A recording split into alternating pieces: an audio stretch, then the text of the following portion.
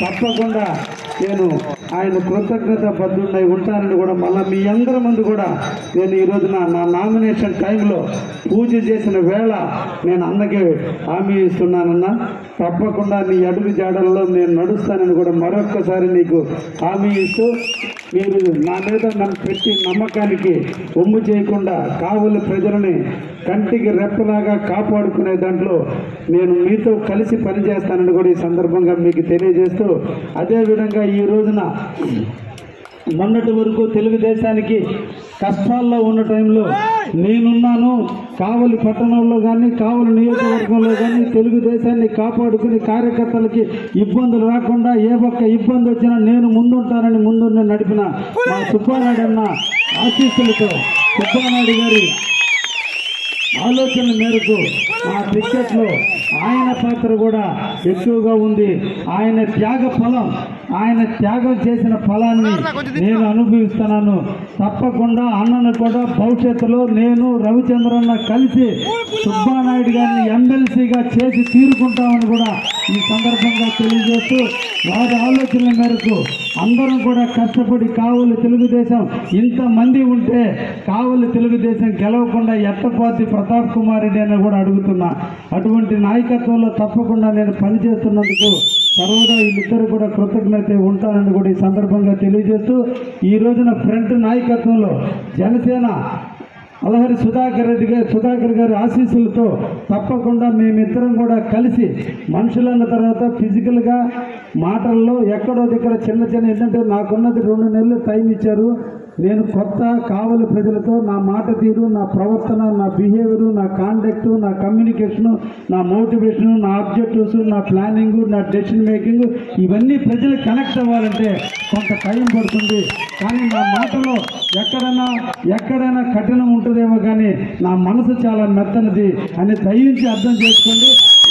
అందుకని అన్నను కూడా అడుగుతున్నా, ఎక్కడన్నా చిన్న పొరపాట్లు జరిగినా కలిసిమెలిసి జరిగేటప్పుడు ఎక్కడో జర్నీలో అందరూ నాలాగే ఉండరు, అందరిలాగా నేను కూడా ఉండలేను. కాబట్టి అందరి ఆధ్వర్యంలో జనసేన సైనికుల్ని, జనసేన వీర మహిళలను అందరినీ కలుపుకొని ఈ రోజు నుంచి తెలుగుదేశం పార్టీ సైకిల్ గుర్తుని గెలిపించి కావలిలో అటు పవన్ కళ్యాణ్ గారి కానుకగా నన్ను ఏమో అని అన్నాన్ని కోరుకుంటూ, అదేవిధంగా మీరు మేము అందరం కలిసి భవిష్యత్తులో 5 సంవత్సరాల కాలం పాటు మనందరం కూడా బీజేపీ నాయకత్వంలో మీరు మేము అందరం కలిసి స్థానిక సంస్థల్లో కానీ లేదా నామినేటెడ్ పదవుల్లో కానీ పార్టీ పదవుల్లో కానీ అన్నీ కూడా నిరంతరం కూడా అన్నదమ్ముల్లా కలిసిమెలిసి ఉంటాం. మనందరం గాడ్ ఫాదర్ గారు రవిచంద్ర గారు ఉంటారు, వారి నాయకత్వంలో మనందరం కూడా పనిచేస్తాం. ఎమ్మెల్యే అనే వర్డ్ నాకు వస్తే అది నాది కాదు, మనందరిది, మనందరం ఎమ్మెల్యేలమే కావలికి అని కూడా మీకు అందరికీ కూడా హామీ ఇస్తూ మీ నాయకులందరినీ కూడా గట్టిగా కష్టపడి పనిచేయమని చెప్పి మిమ్మల్ని అందరినీ కూడా కోరుకుంటున్నా. అదేవిధంగా బీజేపీ అంటే నేను నా మాతృ సంస్థ మొట్టమొదటి నా రాజకీయ జీవితంలో నేను 1982లో నాకు ఓటు వస్తే ఆ ఓటు వచ్చింది మొట్టమొదటి నేను సైకిల్ గుర్తుకి పాతలపల్లి ఎంగళరావుకి సైకిల్ మీద తిరిగి ఆ రోజు ప్రచారం చేశాను. తర్వాత డిగ్రీకి వచ్చేలాగే నేను ఏబీపీలో పనిచేయడం జరిగింది. అప్పటి నుంచి ఇప్పటి వరకు కూడా ఆర్ఎస్ఎస్ భావాలు, విశ్వ హిందూ పరిషత్తుతో సంబంధాలు, అదేవిధంగా బీజేపీతో సంబంధాలు. మొట్టమొదట బత్తిన నరసింహరావు 1989 సంవత్సరంలో కావలి ఒంగోలు ఎంపీగా పార్లమెంటుకి పోటీ చేస్తే నా ఊరు నుంచి ఆయన మొత్తానికి పార్లమెంటుకి 3034 ఓట్లు వస్తే ఒక్క బ్రాహ్మణకాక అగ్రహారంలో 674 ఓట్లు బీజేపీకి తెచ్చిన వ్యక్తిని. అంటే నేను ఆరిజిన్గా బీజేపీలో ఉన్నా. అందుకనే భరత్ కుమార్ కూడా నా ఇంట్లో మనిషే. మేము ఒకప్పుడు మా ఇద్దరిని చూసి మా కళ్ళను చూసి మేము ఇద్దరు అన్నదమ్ములు అనుకునేవాళ్ళు. అటువంటి భరత్ నా మిత్రుడే. ఇంకొక సత్యనారాయణ గారు నాకు బాగా ముఖ్యులే. వీళ్ళందరూ నాయకత్వంలో సివిసి నాయకత్వంలో బ్రహ్మానంద నా శిష్యుడే, నా రూమ్మేట్. ఆయన జాయింట్ సెక్రటరీగా కాలేజీ లైఫ్లో గెలిపించింది కూడా నేనే. ఉట్టిపాలెం సిట్టిబాబు మేమందరం కూడా ఫ్రెండ్స్మే. అంటే ఏబీపీతో ఉన్న బంధాలు ఈరోజు బీజేపీలతో ఉన్న బంధం కూడా నాదే. అందుకనే నేను తెలుగుదేశంలో ఉన్నా, తెలుగుదేశంతో ఎక్కువ గడిపిన బీజేపీలతో గడపలేదంటే వీళ్ళు ఇంట్లో మనుషులు అంటే భార్య తరపులు ఒంట రూమ్లో ఉంటారు, భర్త తరపులు వరండాలో ఉంటారంటారు. వీళ్ళు భార్య తరపులు అంటారు కాబట్టి వీళ్ళు ఒంట రూమ్లో ఉంటారు. కాబట్టి బీజేపీలతో ఎక్కడైనా పిలవకపోయినా పలకరించకపోయినా మీరంతా కూడా నా సొంతంలో నమ్మకంతో ఉన్నాను సత్యన్న. అందరూ కూడా కలిసి మీ బిడ్డగా నన్ను ఆశీర్వదించండి, నన్ను దీవించండి. మనందరం కూడా మీరు మోడీకి కానుక ఇవ్వాలా, ఆయన పవన్ కళ్యాణ్ కానుక ఇవ్వాలా, మనం అందరం కూడా చంద్రబాబు నాయుడు కానుక ఇవ్వాలంటే కావలలో ఉన్నటువంటి ఎమ్మెల్యేగా సైకిల్ గుర్తు కనిపించాలి తప్ప కావ్య కృష్ణారెడ్డి కాదు. ఈ రాష్ట్రంలో చంద్రబాబును ముఖ్యమంత్రిని చేయాలి, చంద్రబాబును ముఖ్యమంత్రిని చేయాలి. అటువైపు వేమిరెడ్డి ప్రభాకర్ రెడ్డి ఎంపీగా గెలిపించి మోడీ గారిని ప్రధానమంత్రి చేయాలి. అందరి లక్ష్యం ప్రతిపక్షాల్లో ఉన్నప్పుడు అందరూ ఇళ్లలో పొనుకొని నిద్రపోయేటైనా రోడ్డు ఎక్కి రోడ్డు మీద గుంటలున్నా గుంటలు నేనే పూడుస్తానన్న పవన్ కళ్యాణ్ నిరంతరం జగన్ చేత ఎన్ని కేసులు ఎన్ని ఇబ్బందులు పడ్డా జగన్ అడ్డం తిరిగి ప్రతిపక్ష నాయకుడిగా పౌరుషాన్ని పెంచి ప్రజల్లో చైతన్యం తెచ్చిన వ్యక్తి పవన్ కళ్యాణ్. వాళ్ళందరి మనోభావాలను మనందరం కూడా గౌరవించి అందరం కూడా కలిసి మెలిసి అటు మోడీ నాయకత్వాన్ని పవన్ కళ్యాణ్ గారి నాయకత్వాన్ని తెలుగుదేశాన్ని అందరం కూడా కలిసి మెలిసి అందరూ కూడా గెలుచుకున్నాడే. ఈ గెలుపు నా ఒక్కరిది కాదు, మన అందరిది కూడా అనేటువంటి విషయాన్ని కూడా మీ అందరికి కూడా తెలియజేస్తూ ఈ రోజున మీరు అందరూ కూడా నన్ను ఇక స్టేజ్ మీద చాలా మంది ఉన్నారు, అందరూ నా సహోదరులే, అందరూ నా మిత్రులే, స్నేహితులే, అందరూ కూడా నాకు సుపరిచితులే. ఇంతమంది కష్టార్జితంతో రేపటి నా గెలుపు నా ఒక్కరిది కాదు, ఇంతమంది కష్టార్జితంతో గెలిపే తప్ప ఇది నా ఒక్కరిది కాదు, మీ అందరు కష్టపడితే తప్ప నేను గెలిచే కాదు. కాబట్టి మీరందరూ కూడా ఉండేది ఇంక 20 రోజులు మాత్రమే, మనందరం కూడా క్యాన్వాస్ చేయాల్సిన టైం. తప్పకుండా ఈ 20 రోజులు రేత్రి బోర్డులు కష్టపడి పనిచేయాల్సిన బాధ్యత ఉంది. ఈ కావలి నియోజకవర్గంలో ప్రజలు తలుపు తడితే తెలుగుదేశానికి ఓటేయడానికి సిద్ధంగా ఉన్నారు, మనం పోయి పలకరిస్తే ఓటేయడానికి సిద్ధంగా ఉన్నారు, మనం పోయి మేము ఉన్నామని నమ్మకాన్ని కల్పిస్తే ఓటేయడానికి సిద్ధంగా ఉన్నారు. ఈ కావలి రాక్షస పాలన, ఈ కావలిలో ఉన్న పోలీసుల భయం, ఈ కావలిలో ఉన్న అరాచకాలు, ఈ కావలిలో దుర్మార్గులు ఇంతమంది కలిసి బెదిరించినందువల్ల ప్రజలు ఇప్పుడు కూడా మేము ఓటేస్తామయ్యా మమ్మల్ని పేరు పెట్టి పిలవద్దు అంటున్నారు. మొన్నటి రోజున మహిళలు వచ్చారు నన్ను ఆశీర్వదించడానికి, వచ్చి ఫోటో కడుకొచ్చాకే మొఖాన్ని చీర కొంగు కట్టుకున్నారు. ఎందుకమ్మా అంటే ఏం చేద్దామయ్యా, మనసు నిండా మేము చంద్రబాబును ఆశీర్వదించాలి, చంద్రబాబును ముఖ్యమంత్రి చేసుకోవాలండి, కావల్లో ఉండి ఈ దుర్మార్గుడికి భయపడి మేము మొఖానికి గుడ్డ కట్టుకుంటున్నాం, ఓటంటూ తెలుగుదేశం చేస్తామంటున్నారంటే ఈ కావలి ప్రజల్లో ఎంత భయం ఉందో నాకు అర్థమైంది. అందుకని స్టేజీ ముందున్న నాయకులు, స్టేజీ ముందున్న నాయకులు, ఇక్కడికి వచ్చింది ఓటర్లు కాదు, అందరూ కూడా సైనికులు, అందరూ నాయకులే, అందరూ తెలుగుదేశం కోసం, బీజేపీ కోసం, జనసేన కోసం నిరంతరం కూడా ఆస్తులను ఖర్చు పెట్టి ఆస్తులు కర్పూరంలో ఖర్చు కరిగిపోతున్నా ఎక్కడ కూడా మొక్కవని ధైర్యంతో రేపంటూ మన ప్రభుత్వం వస్తుంది, మనకు అన్ని రకాల సహాయ శాఖలు జరిగితే అప్పటి వరకు మనం పోరాడమని మీరందరూ గ్రామాల్లో కానీ పట్టణంలో కానీ నిరంతరం శ్రమిస్తున్నాం. అందరి శ్రమ ఫలితం ఒకటి రేపు మే 13వ జరిగే ఎన్నికల్లో మనందరం కూడా సైకిల్ గుర్తు మీద ఓటేసి గెలిపించుకున్నారంటే మనందరి కష్టానికి ఫలితం వస్తుందని కూడా ఈ సందర్భంగా మీ అందరూ కూడా తెలియజేస్తూ 20 రోజుల కష్టం 5 సంవత్సరాల సుఖానికి దారితీస్తుంది, 20 రోజుల కష్టం 60 నెలల ఆనందానికి దారితీస్తుంది, 20 రోజుల కష్టం స్వేచ్ఛగా మనం బజార్లో తిరిగే దానికి అవకాశం కలుగుతుంది, 20 రోజుల కష్టం పోలీసు భయం లేదు, రెవెన్యూ వల్ల ఇబ్బందులు లేవు, స్వేచ్ఛగా మనం వ్యాపార సామ్రాజ్యంలో స్వేచ్ఛగా బతికేదానికి నాంది పలకబోతున్నటువంటి దానికి అందరూ కూడా కావ్య కృష్ణారెడ్డిని చూడొచ్చు, సైకిల్ గుర్తును చూడండి, చంద్రబాబును చూడండి, మోడీని చూడండి, పవన్ కళ్యాణ్ చూడండి, ఇప్పటి వరకు కావలికి కాపు కాసిన రవిచంద్రని, అదేవిధంగా మాలేపాటి సుబ్బాయిని చూడండి, వీళ్ళందరినీ కూడా కలగలిపి నన్ను చూడండి, నన్ను చూస్తే బీజేపీ వాళ్ళకి మోడీగా కనిపించాలి, జనసేన వాళ్ళకి పవన్ కళ్యాణ్ గా కనిపించాలి. ఆ విధంగా కనిపించినప్పుడే మీలో కసి పౌరుషం పట్టుదల వస్తుంది.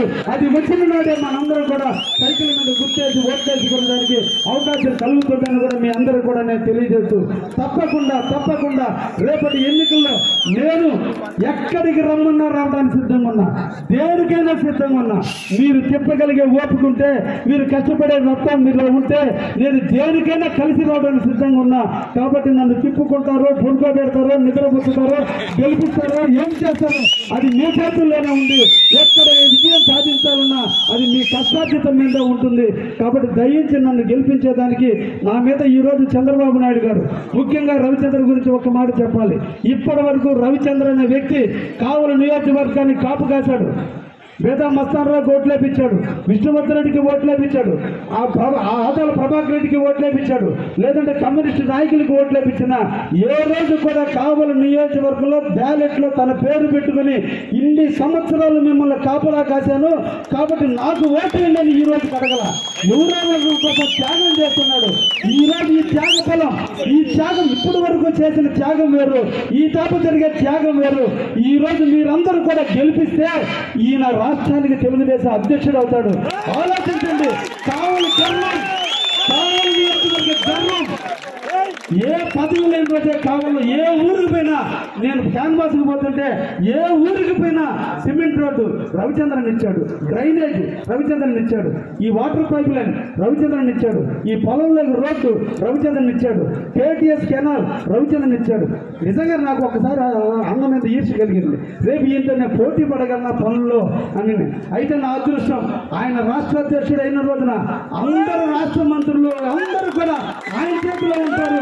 నేను కావల్లో తిరుగుతూ ఉంటే ఆయనకి కాగితాలు ఇస్తూ పంపిస్తుంటే అన్ని శాంక్షన్లు చేపిస్తుంటే కార్యకర్తలు ఎన్ని కోట్ల వర్కలు చేస్తారు, ఎంత లాభాలు గడిస్తారు, కష్టాలన్నీ తీరేరాదు రమణ చేతిలో ఉంది.